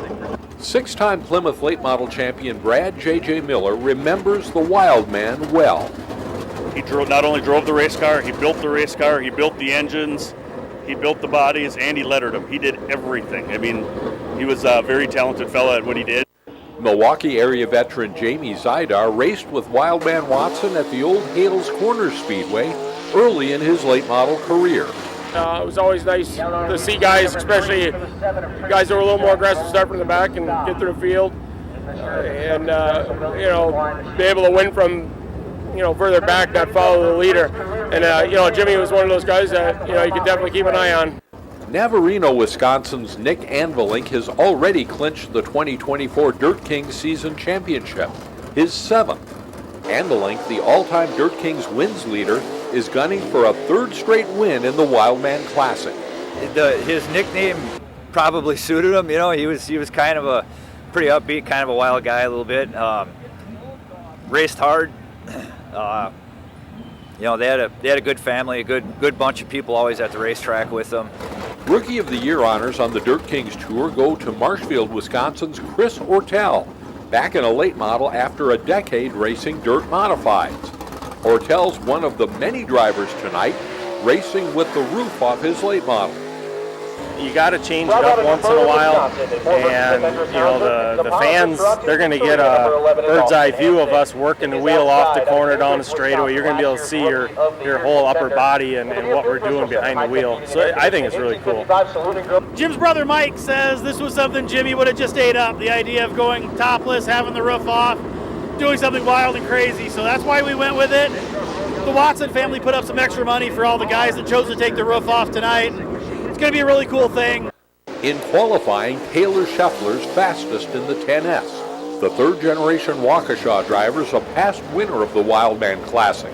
He's got plenty of motivation tonight. I knew Jim when I was growing up, grew up with his kids. He built race cars together with my uncle, started Wild Incorporated, and kind of took off from there. So, known him for a long time. After Taylor Scheffler won the first Dirt Kings heat race, Shawano's Brett Swedberg has the field covered in the 2nd. Swedberg, the former Shawano Speedway champion, has run every Dirt Kings event since the series began. He's finishing the year strong after a disappointing season last year. We've been doing pretty good, real consistent. Had a few DNFs this year, but everything's been coming together pretty good here at the end. Been a lot of fun. In our final Dirt Kings heat, it's the reigning track champion Brad J.J. Miller out front in the 89. Sawyer Speck runs 2nd in the 99 car. Brad Mueller's one of the few modern drivers with multiple championships on both dirt and asphalt. He'll take the checkers with an eye on the feature. The 6-time Plymouth Dirt Track champ looking to win his first Wildman Classic. I still like to put on a little bit of a show, but not as wild and crazy as I used to be, but we still get it done. Before the main event, the Dirt Kings salute the fans with the field 4 wide on the front stretch. Series promoter Jason Schultz on why the Wildman Classic is a cornerstone of the Dirt Kings series. I think this is a really cool race. It's an opportunity to show the racing community Jim's passion for late models, passion for fabrication and creativity. The cars, most of them went topless tonight. It's kind of that wild look for the wild man. It's just, we got a good field of cars and just really keeping Jim's legacy and Jim's memory alive. Coming to green in the 30-lap feature, heat race winners Brad J.J. Miller in the 89 and Brett Swedberg in the 3 leading the way. Mueller, starting on the pole, takes the lead going into 1, but there's 21 cars and drivers looking to chase down the 89. Mueller leads. 2020 Wildman Classic winner Taylor Scheffler second in the 10 car. Swedberg back to third. Our fast heat winners up front. Veteran Tom Nayert to the infield as the leaders charge past. The 89, Brad J.J. Mueller setting the pace. Lap cars will come into play on a short track as Swedberg gets past Scheffler in the battle for second. And caution flies for the 56 of Tim Rothy with 19 laps to go.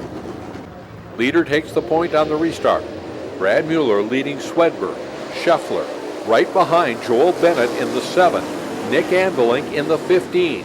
Anvilink, the 7-time Dirt Kings champion, looking for a 4th Wildman Classic win. Taking the lead from Brad Mueller might be a tall order.